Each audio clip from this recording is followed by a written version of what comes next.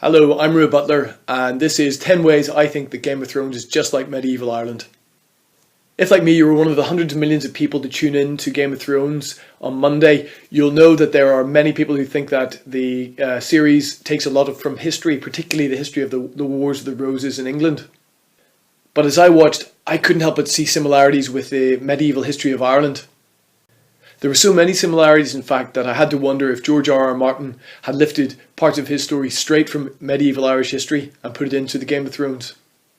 And like George R.R. Martin, I write books as well. Mine are historical fiction based during the Norman invasion of Ireland, but we'll talk a little bit about them later. But in the meantime, we'll talk a little bit about how I think medieval Ireland was just like Game of Thrones. So watch out for spoilers if you haven't watched any of the first 7 series, and we'll get started. 10. Dublin is just like King's Landing. At the beginning of Game of Thrones, we see a map of Westeros and the 7 kingdoms, and we come to understand that the king, based in King's Landing, Robert Baratheon at the start of the story, really only controls what happens in the great city in the south, and that he relies heavily on the Lannisters to rule the west, the Arryns to rule the mountains, the Starks to rule the north, and the other families to rule the various parts.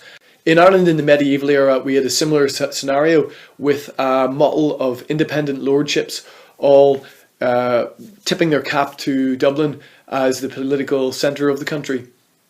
Rather than houses Stark, Lannister and Martell, we had O'Brien, Butler, Fitzgerald, Burke and O'Neill. Each of these families in Ireland had their own retainers, their own armies, their own sphere of influence, and they jealously guarded against any outside influence coming in from the government or from other families. Some, like the O'Neills and the O'Briens, and just like the Lannisters and Starks, had even been kings, the royal families of their regions, before the coming of the invaders. In Westeros, that was the Targaryens. In Ireland, that of course was the Normans, who came over in 1169. As we see in Westeros, Robert Baratheon's control really was only limited to the southeast of the country, to King's Landing, the Crown Lands, and perhaps into the Stormlands. And everything outside, he kind of had to rely on the support of these independent lords like Lannister, Martell, and Arryn. It was much the same in Ireland during the Middle Ages. Nominal recognition was given by the great lords to the power of Dublin, but they didn't have to. The rules had to be enforced. Their laws had to be enforced over these great lords through campaigning and political means. The term beyond the Pale begins in this era. The Pale was the region that Dublin directly controlled, and everything beyond it was seen as being barbaric and dangerous and beyond the control of Dublin.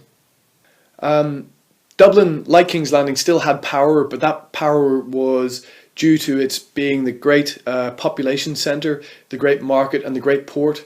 It had great city walls and power of its own with an army and financing from England, but it was still limited to that eastern central part of Ireland, and everything outside was largely beyond their control. However, if one of the great lords of Ireland wished to get access to that financial might, they had to go to Dublin, and that of course brought them into the political game, and many a lord of Ireland went to Dublin and never returned to his home. Number 9. The execution of Eddard Stark is just like the death of the Earl of Desmond in 1463. Westeros is ruled by a small council, and Ireland was similarly governed by a small executive body made up of churchmen and officials and noblemen. The Irish administration, of course, had churchmen just like Pycelle and officials who would really have given Littlefinger a run for his money. In fact, 2 such members of the council in Ireland were Robert and Walter Cowley, whose descendants would later adopt the surname Wellesley, and amongst their descendants was the first Duke of Wellington. However, in the absence of the king, who was always based or generally based in England, the government of Ireland was run by a person who took the title of Lord Deputy. He had full regal power in Ireland and very often didn't require the go-ahead by the king to do his policies and to put his policies into action. The role of Lord Deputy was therefore very much like the role of Hand of the King played by Eddard Stark at the start of Game of Thrones. And in 1462, Thomas Fitzgerald, the Earl of Desmond, was appointed to this role by King Edward IV. Desmond had proven himself to be an able battle commander, and his period in office was noted for its good governance of Ireland. As we see in Game of Thrones, Eddard Stark falls out of favour with King Robert Baratheon because of his dispute with Cersei Lannister. And Desmond fell out of favour in a similar manner. He was opposed to the marriage of King Edward IV with Elizabeth Woodville. You won't be shocked to hear that Desmond suffered the same fate as did Eddard Stark at the hands of Cersei. Some sources suggest that Elizabeth Woodville brought about his replacement as Lord Deputy and then his subsequent charge of treason against him. Desmond fled to a priory at Drogheda, and despite claiming sanctuary there, he was dragged out of the priory, which is totally against the rules of war in the time, and was taken into the city and executed by beheading. A little postscript to that story, like Robb Stark does in the second series, Thomas Fitzgerald, Desmond's eldest son, raised his bannermen and marched on Dublin in hope of revenge against his enemies. However, unlike Robb Stark, who eventually was killed by agents of the Crown, Thomas Fitzgerald was urged to go back to Munster and was actually pardoned for his crimes. Part 8. The fall of House Stark happened very much like the fall of the House of Kildare in 1537. In Game of Thrones, as we know, one of the principal families across the whole of the Seven Kingdoms is House Stark. From their seat at Winterfell, they have ruled the north as kings and then as wardens for thousands of years, and are noted, of course, for their great honour and sense of duty. However, their power is broken due to their conflict with the Lannister family, and the family are scattered to the wind, Jon to the north, Arya to the east, Sansa to the south, and Robb in various bits. The fall of House Stark mirrors very nicely the destruction of the Fitzgerald family following the Kildare Rebellion between 1534 and 1537.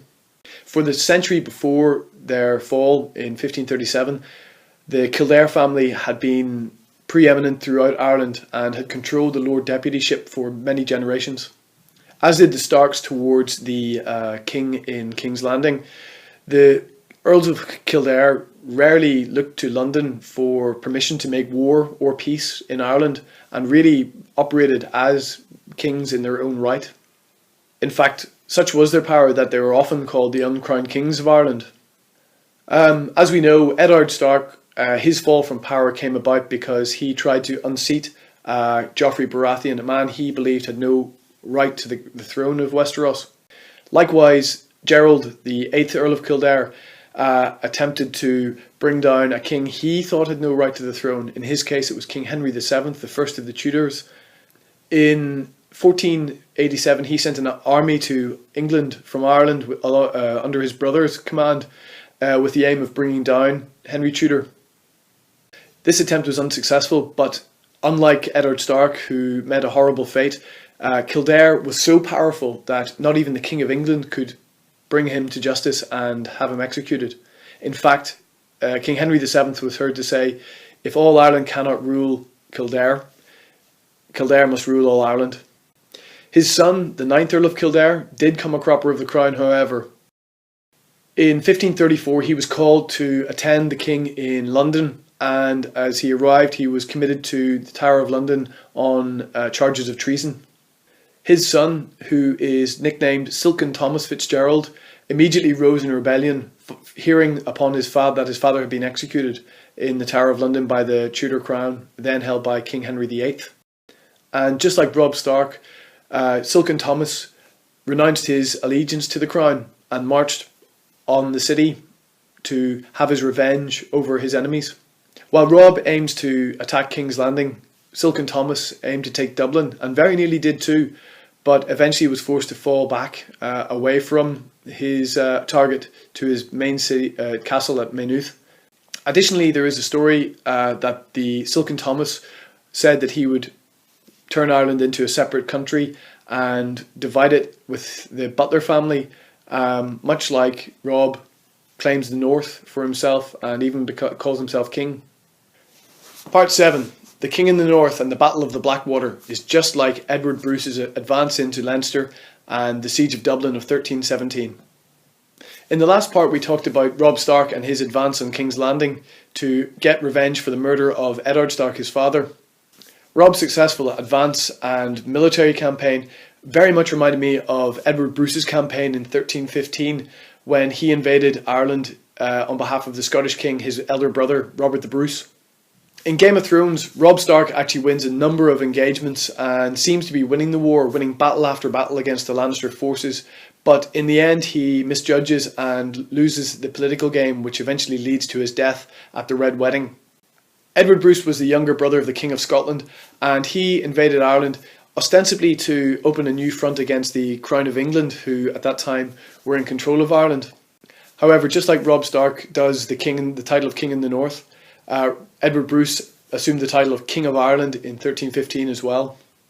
Edward Bruce took up residence in Ulster and campaigned there in 1315, conquering several castles, and later invaded the southern kingdom of Leinster, inflicting serious defeats on the De Burgh family, the Mortimers, the De Verdons and the Butlers.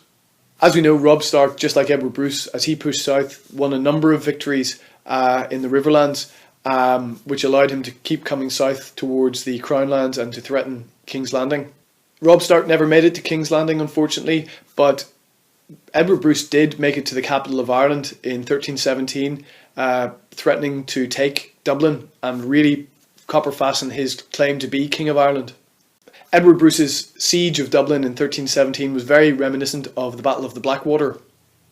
In that engagement, Stannis Baratheon approaches King's Landing with a huge army, while inside the city of King's Landing, the citizens of the city are forced to defend the walls in the absence of Tywin Lannister, the Hand of the King, and his army.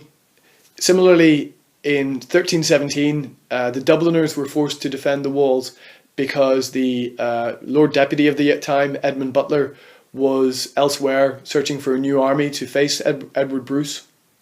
In the absence of Tywin Lannister, the diminutive Tyrion Lannister takes command of the forces defending King's Landing.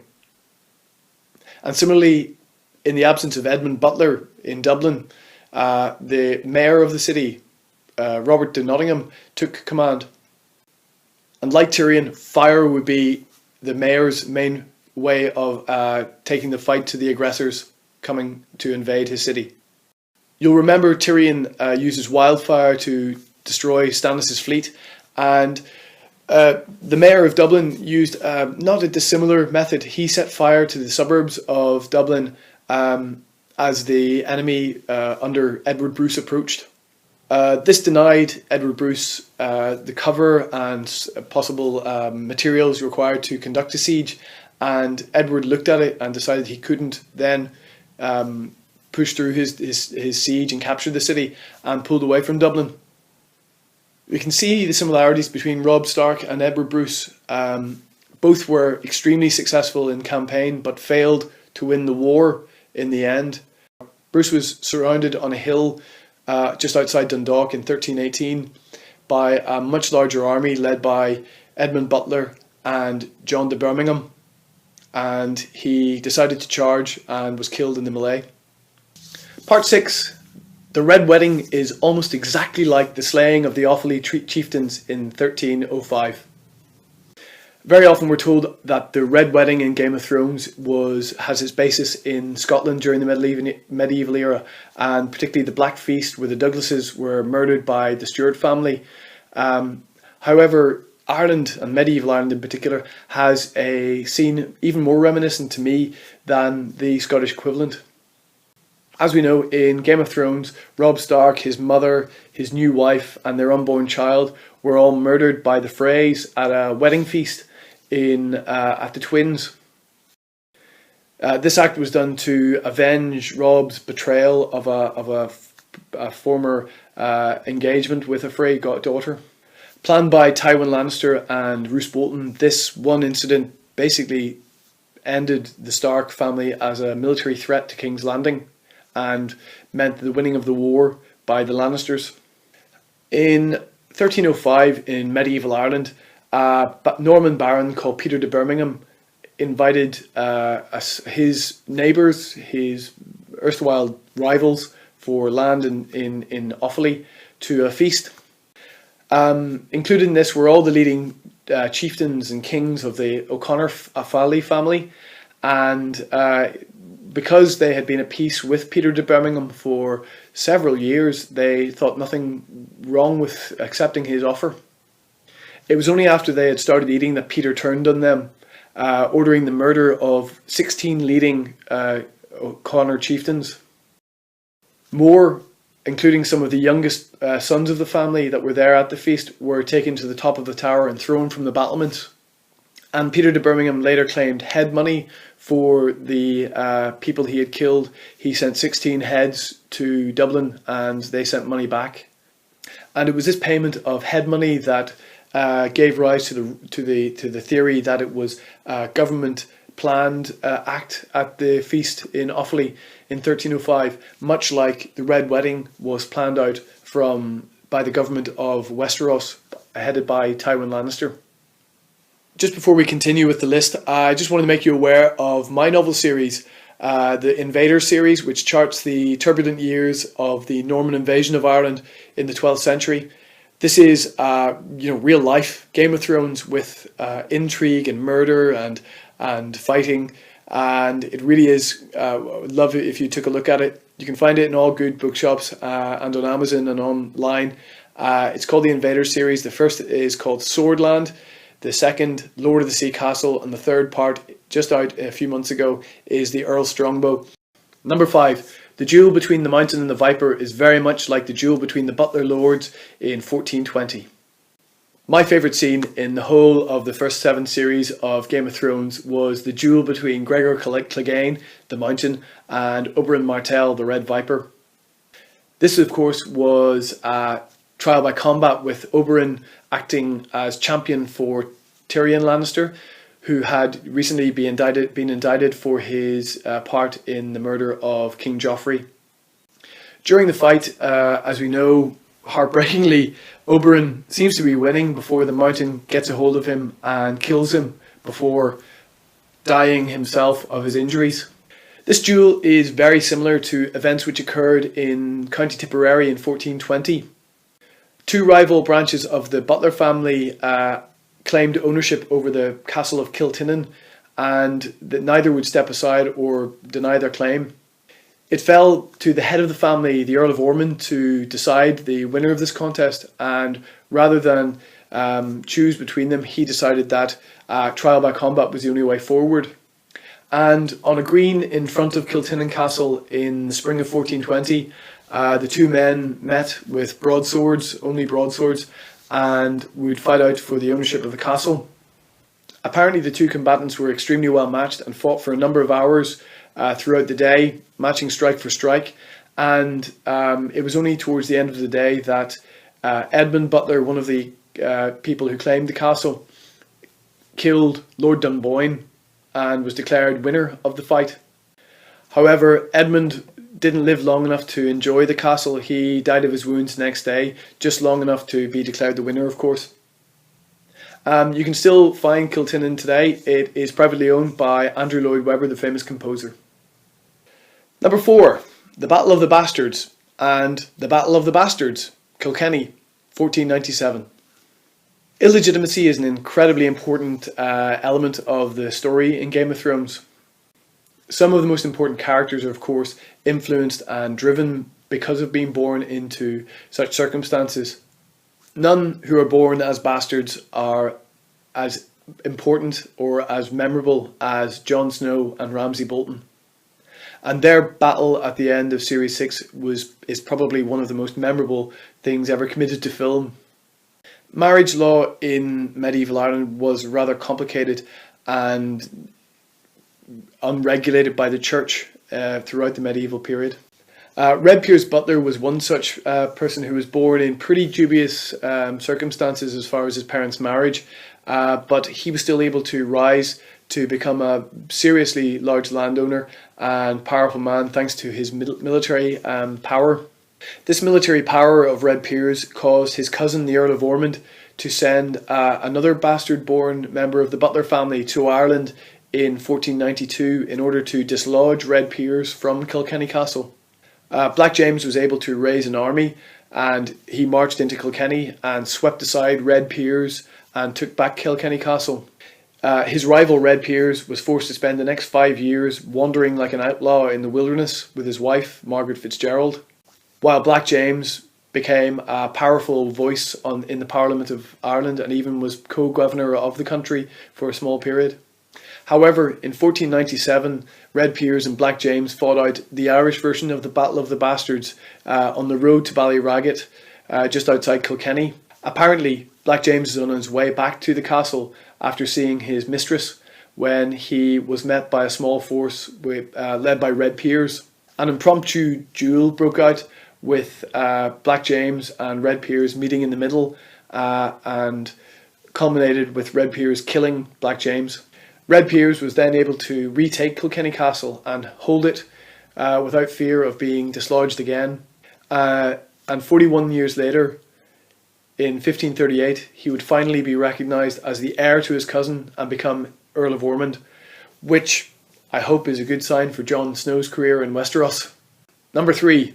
The destruction of Castamere is just like the massacre at Bragenstown in 1329. For those who know their Westeros mythology, the Rains of Castamere is a song which immortalises Tywin Lannister's destruction of the House Rain at Castamere several years before the events of Game of Thrones. During the destruction of Castamere, Tywin ignored all pleas for surrender and clemency and directed rivers to flood Castamere and kill all the members of House Rain. And throughout the show, we hear the Rains of Castamere playing several times, particularly during the times of when revenge is being sought or revenge is about to be had. In medieval Irish terms, there's one incident which parallels quite closely to the events at Castamere when an entire family is put to the sword, and that is the Bragenstown Massacre of 1329. If you remember back to part 7, when Edward Bruce advanced on Dublin only to be chased away and eventually die in battle, you might remember mention of John de Birmingham. Well, in 1318, in recognition of his efforts on behalf of the crown, he was rewarded with lands in County Louth by King Edward II. John de Birmingham didn't treat the people of County Louth very well. He extorted wealth and really threw his weight around, and so did his followers and warriors. Finally, in 1329, the local populace had enough, and when 2 of their popular locals, were killed, the people of Louth rose up against John de Birmingham and marched against him at Bragenstown. And in a scene very much like Castamere, the entirety of Birmingham's family were wiped out when the people broke into his manor house and killed everyone, men, women and children. Estimates range between 60 and 150 people died during the Bragenstown Massacre in 1329. Number 2, the Bolton usurpation of the North is just like the takeover of the Earldom of Ulster in 1205.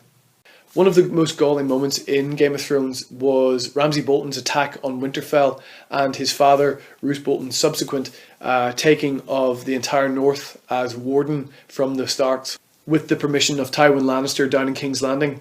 These events mirror quite closely the authorisation by King John of England of Hugh de Lacy to invade Ulster in 1205 and wage war against the Earl of the area, John de Courcy. John de Courcy had invaded Ulster some 20 years before in 1176 and had conquered much of what is now eastern Northern Ireland. John had soon begun acting like an independent monarch and had even minted his own coinage in Ulster. This, of course, did not meet with the favour of the royal family in London, and as a result, King John sent Hugh de Lacy to dislodge John de Courcy from his castles at Carrickfergus and Dundrum. And much like how the Iron Islanders took Winterfell before the Boltons arrived, Hugh de Lacy was able to capture and take Carrickfergus Castle through treachery. John de Courcy fled Ulster to the Isle of Man, where he had relatives, and there plotted his revenge. Unfortunately, his invasion was unsuccessful, and he spent much of the next 20 years as a poor man. Hugh de Lacy, however, having ousted John, his enemy, had been rewarded with the earldom of Ulster, just as Roose Bolton is made Warden of the North by Tywin Lannister for ousting the Starks. However, as we know, Bolton hold over Winterfell and the North didn't last, and with Ramsay Bolton being beaten during the Battle of the Bastards by Jon Snow, and Hugh de Lacy's rule over Ulster met with a similar fate. King John eventually fell out with him and invaded Ulster in 1210, and sending Hugh de Lacy into exile rather than being eaten alive by Sansa's dogs. And finally, number 1, Brandon and Rickon Stark's journeys through the wilds is just like the life of Gerald and Edward Fitzgerald in 1537. Things didn't look good for Brandon and Rickon Stark when Winterfell fell to the Iron Islanders. Thankfully, despite Theon Greyjoy's murderous intents, Bran and Rickon were able to flee Winterfell with Osha, Hodor and the Reeds and journey through the wilds to safety. Similarly, it didn't look good for Edward and Gerald Fitzgerald when the castle of their elder brother, Silken Thomas, fell in 1535. At the time, as we have heard before, Silken Thomas had risen in rebellion following the death of their father in London at the hands of Henry VIII. He had attacked Dublin but had been forced to withdraw to his castle at Maynooth. On his tail were the entire government army who put Maynooth under siege. Much like Robb Stark was away from Winterfell when the Iron Islanders besieged Winterfell, Silken Thomas was away from Maynooth when the government forces eventually broke into the castle. And like Winterfell, Maynooth was only really manned by a skeleton crew who had no hope of defeating the government army as they attacked. In Westeros, following the fall of Winterfell, was the swift defeat of Robb Stark, and Silken Thomas was likewise swiftly defeated following the fall of Maynooth. In 1537, he and his 5 uncles were hanged at Tyburn in London for treason. However, the ancient line of the Fitzgerald family of Kildare was maintained by 2 small boys, Silken Thomas's younger brothers, Gerald, who was 12, and Edward, who was just 8 years old at the fall of Maynooth. They went on the run throughout the wilderness of Ireland, defended by various relatives and kinsmen and people who had equal hatred of the government of Dublin and London. It's said that during this period, Gerald and Edward were moved from place to place, sometimes just hours ahead of pursuing agents of the crown who sought their death or capture. And just like Brandon Stark, who goes beyond the wall to escape the murderous intents of the Boltons, Gerald went to France to escape Henry VIII's agents. He became a great Renaissance man and traveller, and went as far as Turkey and Libya before he came back to England in the 1550s after the death of Henry VIII. And it may be during his travels around Europe and the Mediterranean that he learned some of the tricks of alchemy that he was known for in later life. When he returned to Ireland after being given back his land and titles, he was rumoured to have strange skills and perform strange practices, and was later remembered as being called the Wizard Earl. Just like Brandon returned to Winterfell with strange powers. And according to legend, Gerald Fitzgerald, who later became 11th Earl of Kildare, still appears in ghostly form at Kilkee Castle in Kildare every year, mounted on a white horse.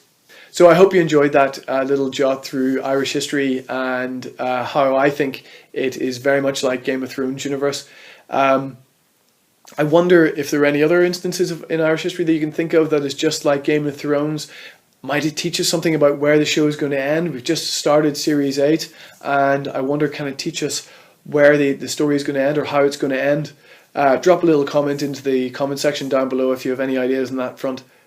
As I said before, I am a novelist with 3 books out called Swordland, Lord of the Sea Castle, and The Earl Strongbow, and you can find them on Amazon or through all good bookshops.